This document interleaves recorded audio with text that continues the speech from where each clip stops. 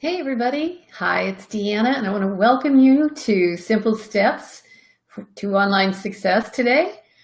I've been doing a lot of Facebook Lives this week because I've been running a 5-day challenge. I've got a group of people that I'm working with right now, and we've been going through all of the steps to get live on Facebook, and it's been a lot of fun, but been doing a lot of different overviews and training doing Facebook Live. So I'm hoping you're all having a great day. I'm going to keep an eye out to see if we've got people joining us soon.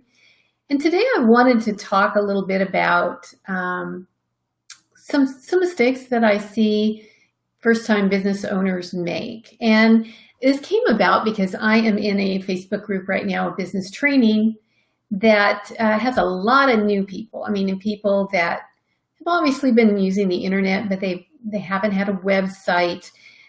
They've never done online marketing, and I see a lot of the questions that they ask, which is great for me because obviously that helps me to do things like this and narrow down and target my content to the kinds of questions that people are really asking and the kind of struggles that people are really experiencing in their online marketing or just startup of a business. So that's kind of what triggered this today. Plus, I've got a couple of other stories about clients that I've got that have done some or had some things happen to them that I would hate to see happen to you. And it's just, it was very surprising that some of these things occurred, but I always have to remember, I mean, this is my business and this is really my life. So all of these things and these little minor, but seem to be minor details regarding having an online presence, you need to really take care of your online assets. And I will go into that specifically in a little bit here. So as I'm talking, if you have any questions at all, please post them in the comments. I've got my fabulous Be Live desktop here, so I can see your comments. I can post your comments on the screen. And I just want to go through all of these mistakes. And not all of these are fatal, but I mean, my goal is to try and pave the way so people don't have to have these things happen to them and end up paying or having a lot of frustration in the long run.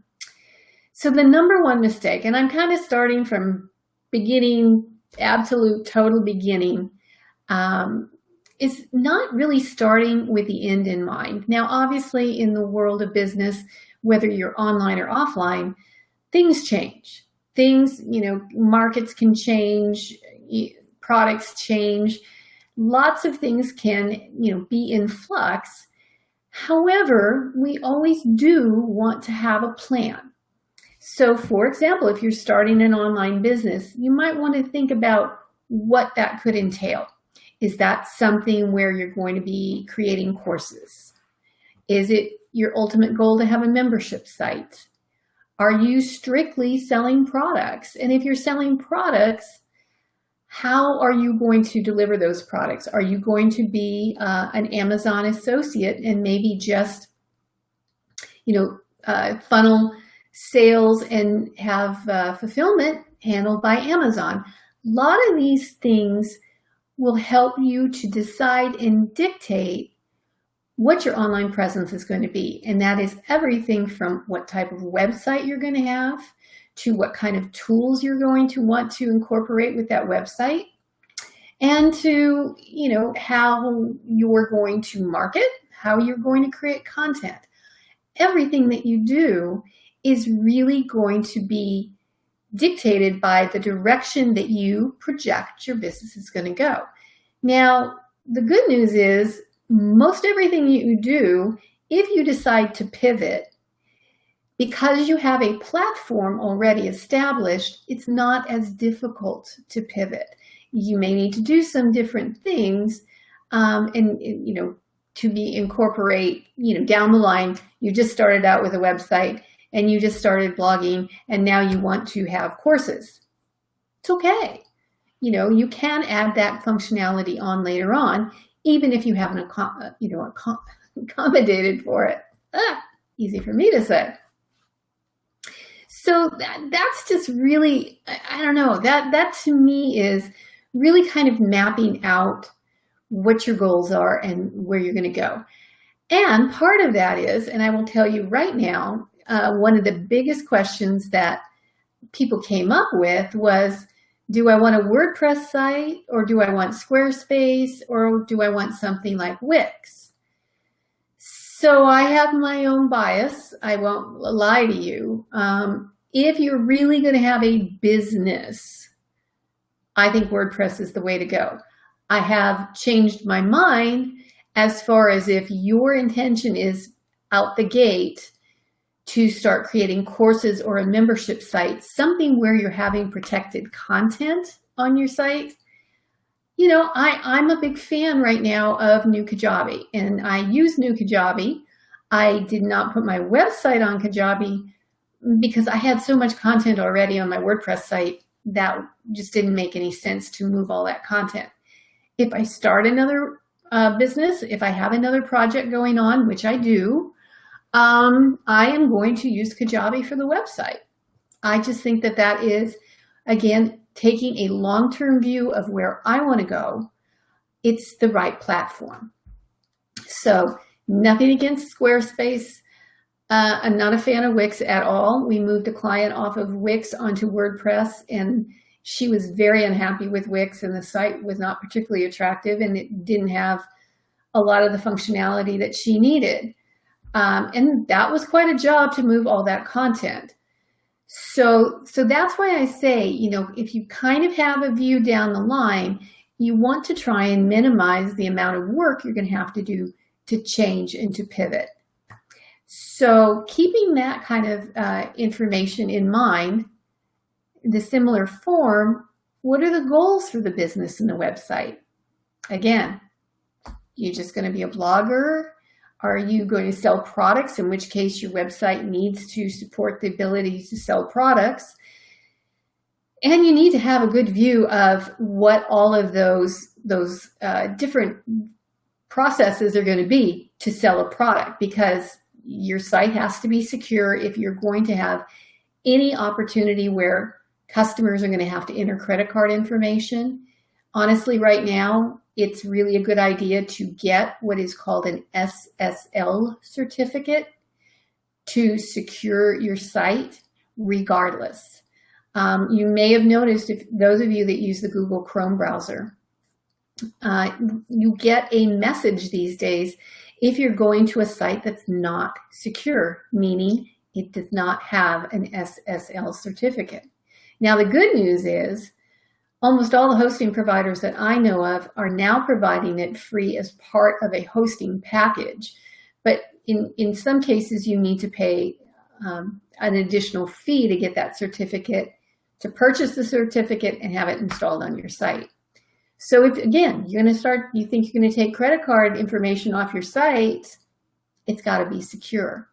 Your payment processors, if you're going to be selling anything, you need to decide, are you going to use PayPal? Are you going to use something like Stripe? And going back to website platforms, depending on what you're selling, maybe you need a different platform like Kajabi or Shopify or something like that that's going to give you the capabilities to have people purchase product directly from you. So map these things out. You don't have to know everything, but you should have some kind of structure. Now, I'm going to use one of my absolute favorite analogies, which is building a website and owning a website is a lot like building a house. And I've used this explanation to my clients many, many times. And my example is, if you build a house and you have a blueprint drawn up by an architect, and you say the kitchen is in the front and the bedrooms are in the back, and in between there's a family room, there's a living room, it's all mapped out on a blueprint. And then once you've struck ground and you've put in the foundation in the People are working on the house and it's almost done, and you suddenly say, you know, I changed my mind. I think I want the kitchen in the back of the house. Well, you just created a big problem, because all the pipes and the fittings and everything, connections to the sewer service for that kitchen has been built based on the kitchen being in the front of the house. So those changes are going to be much more expensive to make. They're not impossible, but they're more expensive to make. And I use that as an example with my clients when we're talking about things like designing your homepage, because there are certain things, everything's doable, but there are certain things that you kind of want to have locked down when you code the site, because otherwise it incurs an additional cost to undo those things and redo them. So using my analogy of a house in a blueprint. So let me give you quick, again, examples. Now we're talking about things like your domain name. Well, your domain name is like your address, and your hosting account is like the physical location where your website is or where your house is. And so your domain registration, which is www.mydomain.com, points at where your website lives and exists on your hosting account. So those are two very, very, very important considerations. And in the world of having a website, you need to be very, very careful and aware of the dates that your domain name and your hosting accounts renew. And this is what I mean. Obviously, when you purchase a domain name, you pay an annual fee, a per year fee, and you can register that domain for anywhere from 1 year to 10 years if you want. Most people, and honestly, I do this myself, kind of do year to year, unless it's something of my business, like my main business and my main name, I would register that for a longer period of time. But always make sure your email address and your payment system, whatever credit card you've used to purchase that domain, is up to date. And here is why. Let's say, for example, you changed your email address and you forgot to change it on your domain registration account, or the credit card. The credit cards expire and you need to update those dates. And let's say your domain comes up for renewal. And at this point, the credit card is expired. And so the domain registrar is going to try and contact you to say, hey, you need to update your credit card information because you need to pay for your annual renewal. If your email address is not up to date, they can't reach you. And you don't know. And you go along blindly like everything is fine. And then your domain expires. And guess what happens? You lose your domain. And along with that, you lose your website. And the same thing happens, because this just happened to a client of mine, that they were trying to reach, the hosting company was trying to reach him to let him know he needed to update the payment information because his hosting account, was coming up to be renewed. And he didn't quite understand that. And I had sent him an email and said, if you don't pay this, you don't update this, you're going to lose your website. And then guess what? 30 days later, he sends me a panicked email. His website was gone. You went to the URL, it was gone. And there was a message from GoDaddy that said, if you own this website, this website's been suspended. So fortunately, I checked, and they obviously had not deleted the site yet. But if it went for any length of time, they would have deleted the site. And that kind of brings me up into another similar topic, which is keeping your website maintained. And part of your maintenance should be ensuring that you've got current backups of your website. And I mean current backups, not one from 3 or 4 years ago, but something that is recent. So for example, we offer website security maintenance, and part of that is that we make sure your website is backed up every week, and that copy of that backup is sent to cloud storage. So in the event that something horrible like that might happen, we have a copy of your website that we can restore relatively quickly for you. Now this client didn't have that service with us, and we were relying on the fact that GoDaddy was the host on this particular website. We were relying on the fact that they had a current web update. Backup. But it's shocking to know that some of these hosting companies, while they may do a backup, for them to restore a backup for you, they will charge you. And that happened to another client, and I was kind of shocked because normally those hosting companies I had worked with, they would just restore the backup if something happened. So my final point on this is make a note in your calendar on the annual renewal of your domain and hosting account. Make sure when you there's an email that by law, every domain registrar needs to send to you once a year. And that is a email that says, this is the international registry. It's called ICANN. This is the International Registry of Domain Names, and they require once a year, every domain registrar must contact a domain owner and ask, are there any changes to your contact information or the responsible party's information? And I get these emails from clients all the time where they're like, well, what am I supposed to do? And it's like, if your information hasn't changed, you don't have to do anything. If your information has changed, you need to make sure it's up to date. And I'm harping on domain names and hosting. This is one more thing. A lot of times that there are people that own websites and they don't want to be bothered with any of this. So they allow a web developer to register their domain for them, which is a bad idea. Bad idea. Or to have that web developer host their website. If this is someone you know and someone you trust implicitly, even then I would suggest you think twice about it. Because what if something happens to that person? And boy, you know what? I just realized that in 13 years of business, I have about every one of these situations that have happened where someone had a website, they had it hosted with somebody that built the website for them, and he passed away. Well, he was a freelancer, so it wasn't a big company where there was a lot of people there to step in and make sure that all the clients' access and everything was related. It was just his family.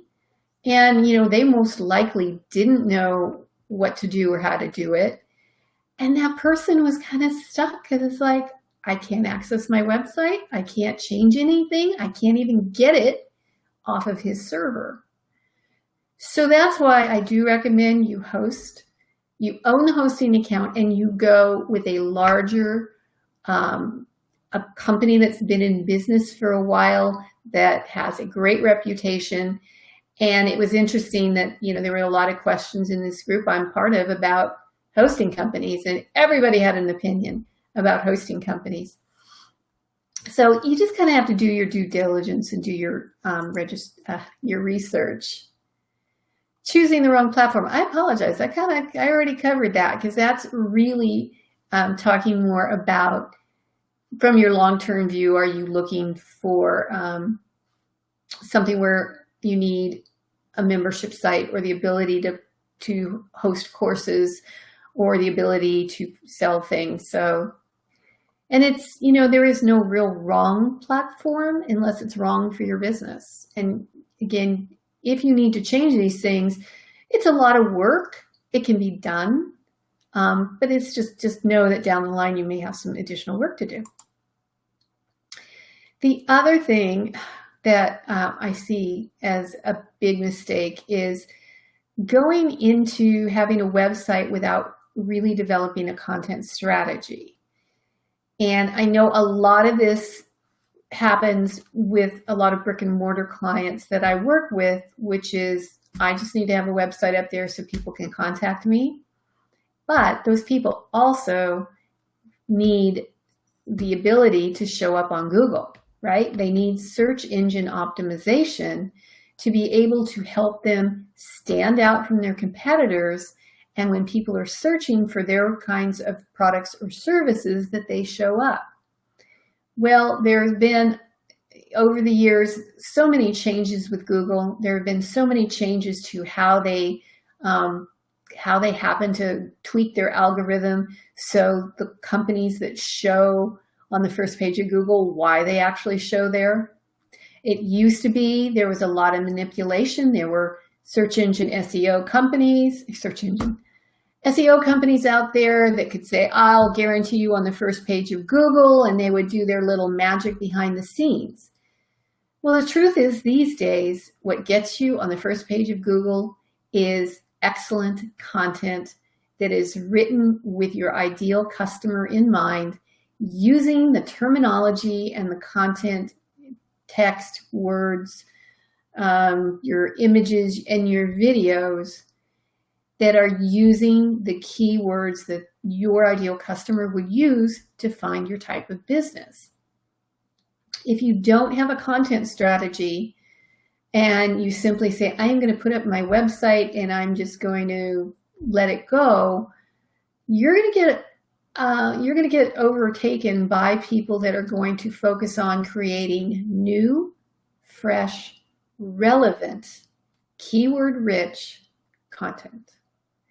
So that's just the fact of life these days in the terms of Google, unless you choose to use Google AdWords and basically pay to show up on the first page of Google as an ad, in which case you are paying on a per-click basis for someone who sees your ad, clicks on it, and goes to your website. That is a perfectly fine option.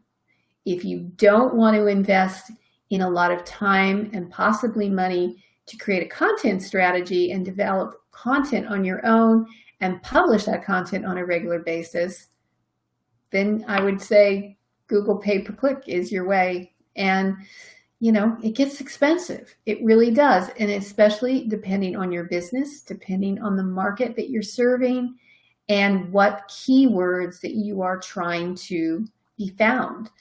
The more generic keywords are the ones that are in most demand. And honestly, pay-per-click really focuses on supply and demand. If there is a high demand for a keyword, it's going to cost you more on a pay-per-click basis to be able to be shown for that particular keyword. And that means if you're shown and somebody clicks, you're going to be paying a premium. So SEO is a very complex beast, and pay-per-click is a very complex beast. So more beyond the scope of this particular broadcast. And now the final thing, even in this world of social media, email marketing is still really number one. That may change. That actually is probably on a close, getting close to maybe changing, but still right now, you always have to remember, regardless, is a connection through social media is the social media network's connection and not yours. There are some ways now that you can be reaching people on social media. I'll do a rant on that when I'm done here. But generally what you want to do is get people on an email list. And that means having an email service provider, a ActiveCampaign, which is what I use, ConvertKit, Infusionsoft, MailChimp. You know, there's plenty of those types of companies that are out there. And being able to capture that contact information on your website and add to your list. and then communicating with the list on a regular basis as well. So let me give you my mini rant right now. And I don't know if many of you have experienced this yet. It honestly, in the last 2 weeks, was a new thing for me. And it's kind of funny. I'll tell you a real quick story. I remember my first job. Second job. And I was working at Byright Food Service in San Francisco. I was in the purchasing department. And we got a fax machine. One day the owner came in and they installed a fax machine. And I had never seen a fax machine. I didn't know anybody who owned a fax machine. I'd never heard of a fax machine. And it was the ones, do you remember, with the paper, and the paper would curl up and the faxes would come off in like one long strip of paper and it would curl up like thermal printing paper or something. And I was like, who is going to fax us anything? Well, within 3 months, mind you, this was the purchasing department, right? So we were calling in, we were picking up the phone and calling in orders to various brokers and food manufacturers to order products every single day, all day long. And within a few months, one broker got a fax machine, and all of a sudden, wow, we could fax that paper purchase order through the fax machine, and it would end up at the broker's office, and they would enter in the order, or the manufacturer, and then they could fax confirmations back that said, I mean, come on, this is before email, right? So that was my example. This is my best example of looking at these things and saying, who the hell's going to use that? Why are people using that? And then within a short period of time, everybody's starting to implement this. So here is my transition to today. Last week, I've been doing Facebook Lives. I love Facebook Lives. I'm studying it, following up on it, following people on Facebook that do a lot in social, or in Facebook Live and live streaming video, and learning as much as I possibly can. And, just to be able to teach you, and is also, is it something I want to use in my business? So last week, somebody brings up, and I kind of had seen this before. So you should know I have a red hot passion that I hate Facebook Messenger. And Facebook Messenger is that instant messaging thing that allows you to communicate with people on Facebook. Well, now there are something called chatbots. And chatbots are automated, a subscription basically, that if somebody says, oh, if you want to get a copy of my latest cheat sheet on chatbots, just type the word chatbot in the comments. When you type in that keyword chatbot, it sends that to it's a service, because I signed up for it. It's called, oh God, now I'm drawing a blank. Minibot? Something bot. And you sign up for it. It goes into your account, and you've triggered that keyword, chatbot, to do an action, to take an action of some kind, which is generally to respond to the person who typed that keyword and said, hey, that's great. Or, would you like to subscribe to my notifications? You can always stop. And then you have to reply back to confirm. So this is like your double opt-in for email, right? Double opt-in for a chatbot. And then it sends you a link to whatever that offer was. So I've seen that, and I signed up for one because I was curious to see how it worked. I signed up for the service. I've played with it a little bit. In fact, if you saw my Facebook Live last week, we were testing it. And all of a sudden, every other day, these people that I tested and subscribed with, I'm getting an automated message. Hey, do you want to see my latest Facebook Live where I talk about XYZ? Hey, do you want to sign up for my webinar? My webinar is going to be on Thursday. Do you want to sign up? Click here. and it's driving me up a wall. So I don't know what to tell you. I mean, it's a way to get in front of your audience that's on Facebook, right? It's a way to communicate with them, but it's just a lot more intrusive than an email. But it it's probably a hell of a lot more effective for those people who do want to hear from you, because it's in their messenger inbox. And we're still kind of programmed to respond very quickly to that messenger inbox, unless you're my husband. He doesn't pay attention to his at all. So anyway, let me know, have you experienced the chat bots?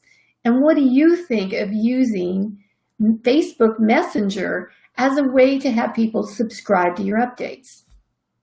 Good idea? Bad idea? I'd love to know. So as always, if you have any topics that you'd love to hear about, please let me know. You can either send a message, you can add a comment to this broadcast, you can send a message to me via my Facebook page. See, real people messages through Messenger is cool. That's okay. Or email me at deannafenton.com. Hope you enjoyed this, and I look forward to seeing you next week, Thursday at 12 noon Pacific time. Take care. Bye-bye.